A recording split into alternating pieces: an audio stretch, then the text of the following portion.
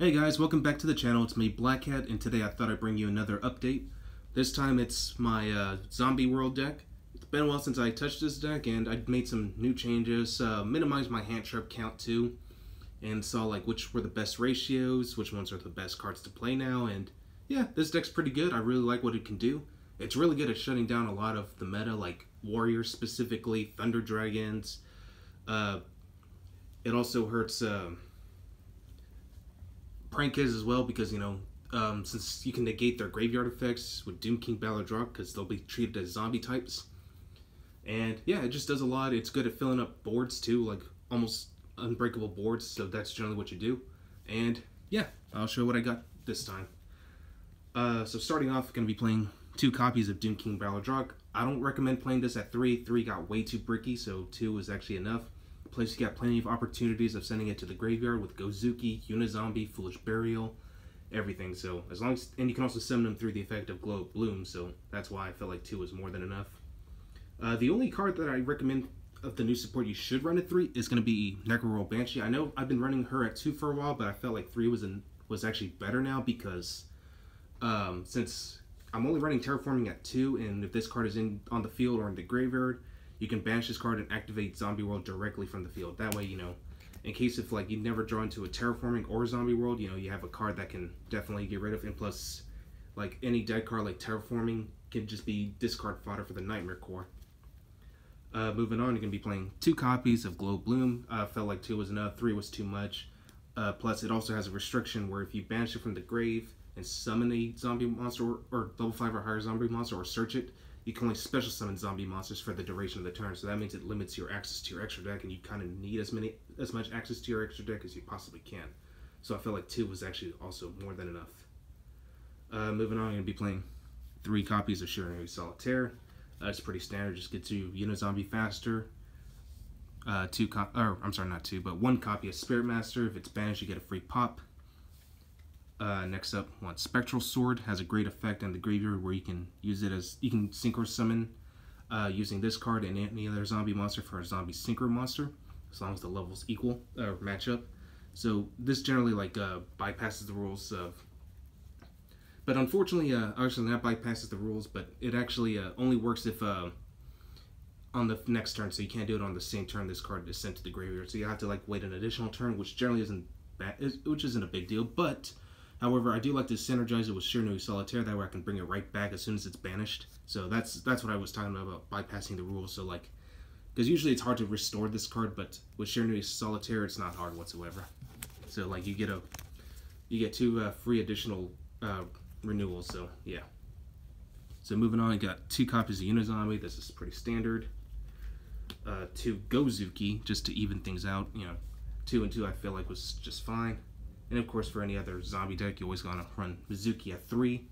It's your Monster Reborn, a combo extender, and if you're running cards like Burial from a Different Dimension, then you're just abusing the effect of Mizuki.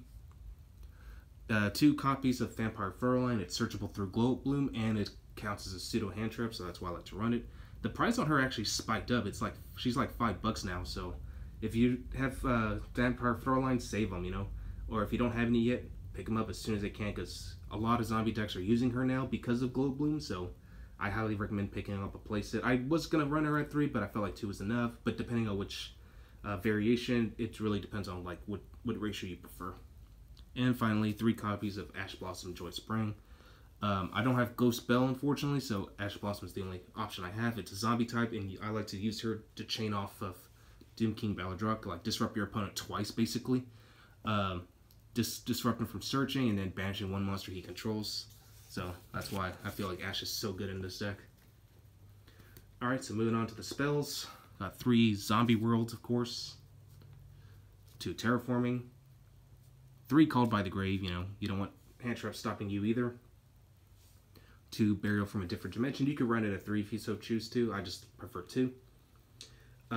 2 Call of the Mummy, which basically just acts as an opening card, and if you don't like Call of the Mummy, I would recommend Instant Fusion as well. In fact, I'm expecting a Sea Monster Theseus in the mail fairly soon, which I was going to run in my Vampire deck. But yeah, Call of the Mummy is a good opening card, but only just run it at 2 though. And 1 for 1, which You don't have to run, again, if you don't like Call of the Mummy in 1-for-1. Take them out, put in Instant Fusion, and just run Sea Monster Theseus on the side. That way you can get into a free Link play with Vampire Sucker. Next up, 1 Foolish Burial, 1 Monster Reborn, and of course Soul Charge. This deck I like to go first, primarily just so I can set up my board. Moving on to the extra deck, 2 Vampire Sucker. This is pretty standard. She's like very generic to zombies. 1 Summon Sorceress, another extender. Linkuriboh, since Glow Bloom is level 1 and just gets you a free Linkuriboh. Got the Nightmare Core, Unicorn, Cerberus, and Phoenix. And for my rank 4s, I like to run Gumblar, because this deck is basically a Gumblar-ish deck. 1 Saryuja Skuldred for extra draw power. 1 Borreload Dragon, and that's pretty much it for the links. But Borreload Dragon, and I did find that I can actually extra link with this deck, but it's not too often. But I do generally build a co-linking board where like my opponent has a hard time beating around, because either I'll have the protection of Cerberus or Phoenix, so that's why it's really hard to get around those boards. For the synchros, I got 1 Red Eye Zombie Necro Dragon, which once I get my Sea Monster Theseus, I'll probably take this one out. It's not a bad card by any means, but it's not great either. 1 Shiranui Samurai Saga, which generally just like targets one of your banished zombie monsters and shuffle it back into your deck. So it's a good way to, just to restore your resources. Plus it's level 6, so with a Spectral Sword, sometimes I'll go into Crystal Wing Synchro Dragon, 1 Cyframe Lord Omega, and 1 Beals. And that's pretty much it for synchros.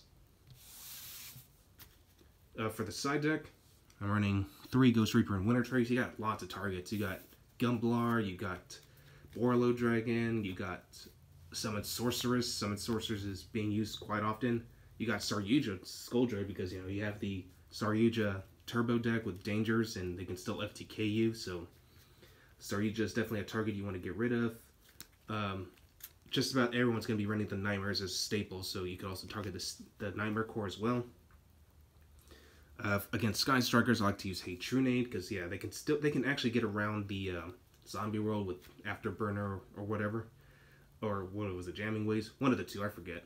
But Hatronade's good because you don't want that Widow Anchor to hit you either. So as long as you can shuffle back or send back all set cards to the hand, it's a good way to get around it. Against Altergeist or any other back row heavy deck, Twin Twisters. For search-based decks, I like to use Shared Right, just to get a free draw. And the only floodgate I'm running is Rivalry of the Warlords, which never hinders you because everything in your deck is zombie type. So Rivalry is a good way to keep that going. And if your opponent can't get around that zombie world, then he's stuck. So yeah. Alright, well that's pretty much all I got for you guys today. Hope you guys enjoyed this video, and I'll catch you guys again next time.